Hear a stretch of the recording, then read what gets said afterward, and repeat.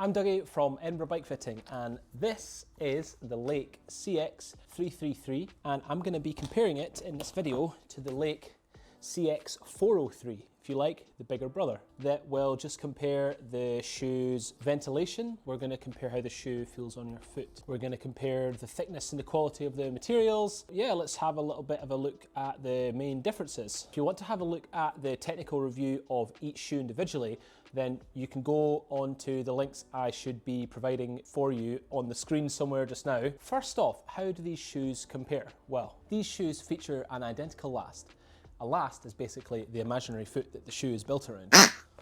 However, they do vary slightly. The 333 has a slightly curved sole, whereas in the 403, that sole continues to go up and around.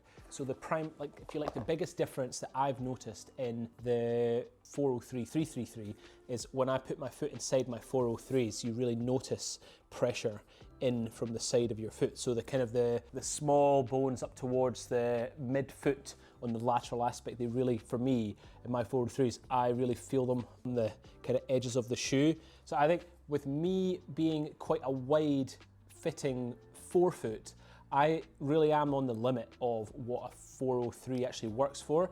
You cannot use the 403 unless you really plan on heat mold. Keep that first thing in mind. If you do not want to heat mold the shoes, you either can't get hold of the expertise locally or you don't want to follow the instructions and put them in the oven. It is scary, so I don't blame you. Then the 403 probably isn't for you. If you also have quite a high volume foot, the 403 probably isn't for you either, because it's going to be really uncomfortable. The next thing from a usability point of view, it sounds really silly because it's nothing to do with riding, but walking about. So when you're at the cafe or before your group ride, walking about in the 403 is a complete nightmare. Even if it's been heat molded to your foot, it just hurts. Changing a puncture, it just hurts. If you're walking across the street to get a flat white from the cafe across the road and you've left your bike in the shop for 2 minutes, it'll hurt by the time you're back from getting the coffee. That doesn't necessarily mean it hurts when you get back on the bike, but do not plan to walk around in your shoes for any more than 10 seconds. As soon as you put them on, clip on the bike, off you go. The 333 just isn't like that because the sole stops and doesn't go round your foot. The 333 is much more comfortable to walk around in. Visually, the shoes have some differences and some similarities. So starting with the similarities, the BOA spacing is essentially the same. So you've got one up at the ankle, one much lower down on the forefoot. So there is a kind of a technical benefit to this. It means you can tighten up both shoes at the ankle nice and secure, but also have your forefoot nice and loose, leading to maximal dexterity down at the toes and comfort, blood supply, all the rest of it. But you have that foot security by putting the ankle strap up nice and tight. So you do get that. This is the older BOA. It's worth noting that if you were to buy a 403 as of now, it does come with the Li2 BOAs. This is just a 403 shoe that I've had kicking around the shop for a while, which is why it's in my hand right now.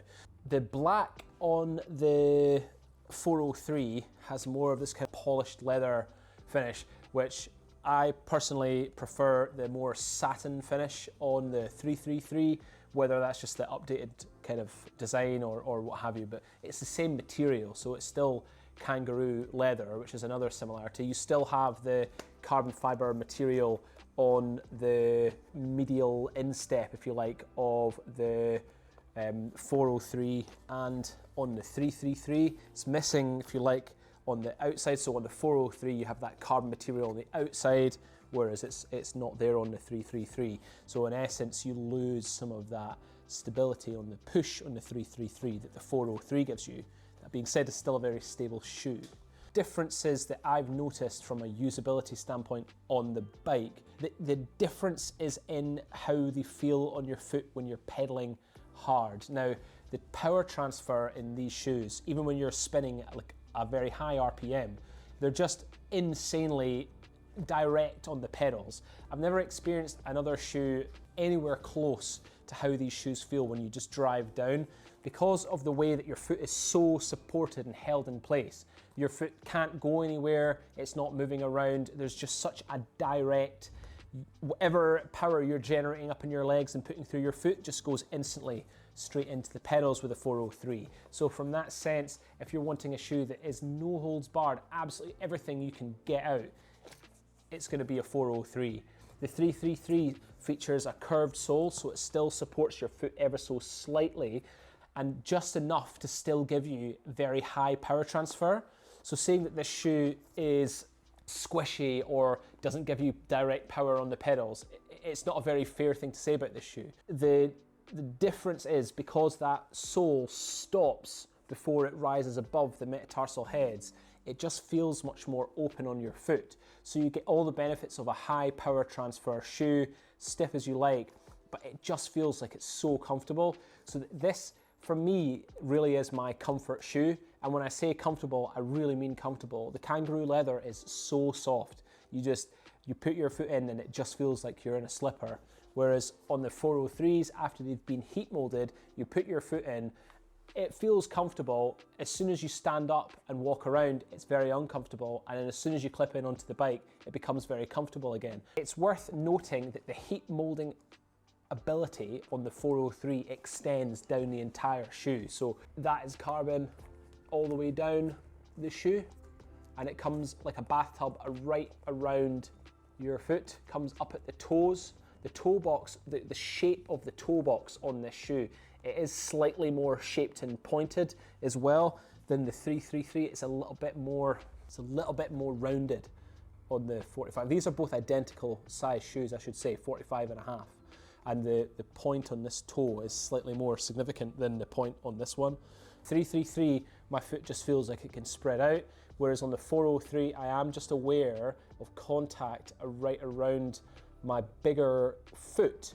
Not enough that would make me want to go up a size and lose that closeness that I like in a cycling shoe, but I am aware when I push down on the pedals, I feel the shoe a lot more around my toes on the 403 than on the 333, but that's just the bathtub design all over. The tongue on the 403 is completely distinct. The tongue doesn't attach onto the rest of the upper, which it does on the 333.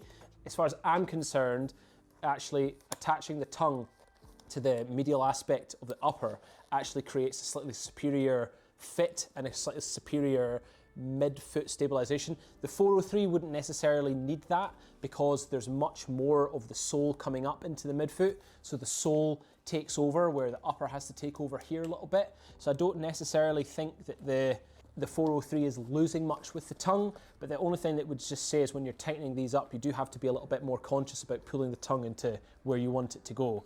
The internals of the 403, you have this perforated leather that is lining the entire shoe, so you can feel it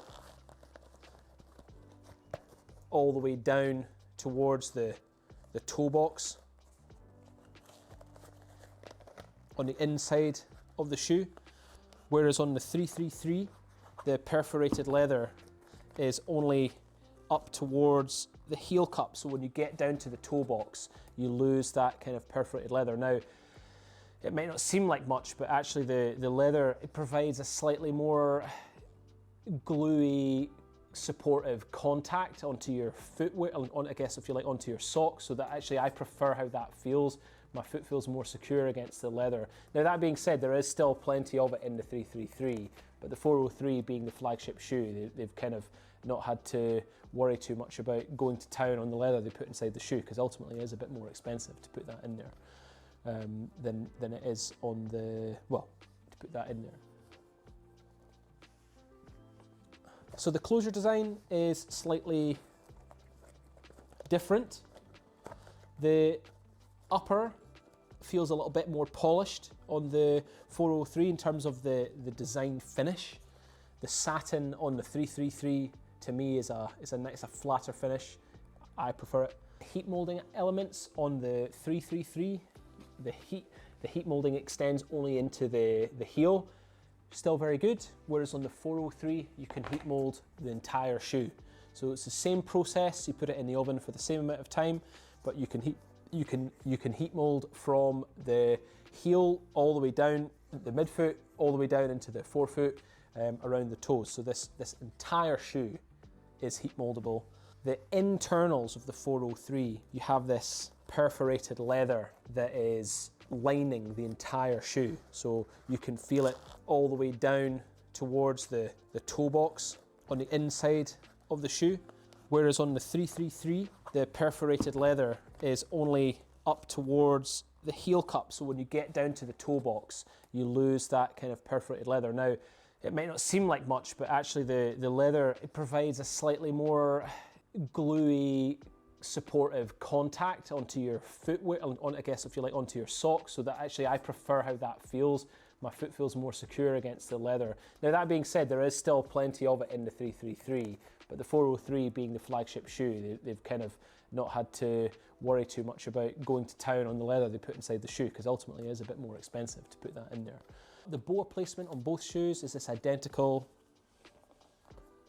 placement. The one thing I would say on the 333s is the ankle on the 403, the bore placement is slightly higher up towards the ankle, whereas they've actually just ever so slightly lowered it on the 333. For me, I can just maybe imagine that maybe some people felt that the boa on the 403 presses into the top of their foot, but that's not anything I've ever personally experienced, so I can't really go into detail about that. So I would say if you're looking for all-out race shoes, so if you're like crit racing or maybe doing like a sportive or a Gran Fondo, that you want to have like every last ounce of your body power going into a shoe, then the 403 is what you want. If you're looking for a faster shoe that you can ride chain gang, you can do everything with both shoes, by the way. But if you want just a little bit more comfort for that same style of performance orientated shoe, then I would suggest you buy the 333. The price point on both, so £395 for the 333, whereas the price point on the 403 is around about £450, basically the same price. There is a tiny bit more in the 403, the extra 50 quid, but at that money, in for a penny, in for a pound, I would say. So I would suggest the differences lie in your foot shape. If you have extra high volume foot, the 403 just isn't going to work. But if you have a mid to high volume foot, both shoes are going to work really nicely. Same with a low volume foot, you just need to make sure you get the right width for you. 333 I would say is comfortable race shoe, whereas the 403 is no holds barred. It's ready to take you to the next level. So the ventilation across the forefoot of the 333 seems to be a little bit more effective than the ventilation in the 403. So that's a little plus to the 333, potentially the more updated design, featuring slightly better pores. It seems that the heel cup on the 403 is ever so slightly harder than the 333. I don't know what a difference in shore hardness of 5 would actually make in terms of like how long the 403's heel pad would last compared to the 333, but it is harder. The thickness of the tongue on the 403 is ever so slightly thicker than on the 333 as well. I would say that probably translates, in terms of how it feels, the 333 does feel a little bit lighter across the top of your foot than the 403 does, so potentially the thickness of the material there has something to do with it, but the quality on both is outstanding. The leather is just sensational. Thanks very much for watching the review. Please like and subscribe to my channel if you haven't done that already. Please leave your questions in the comments and I will get back to them.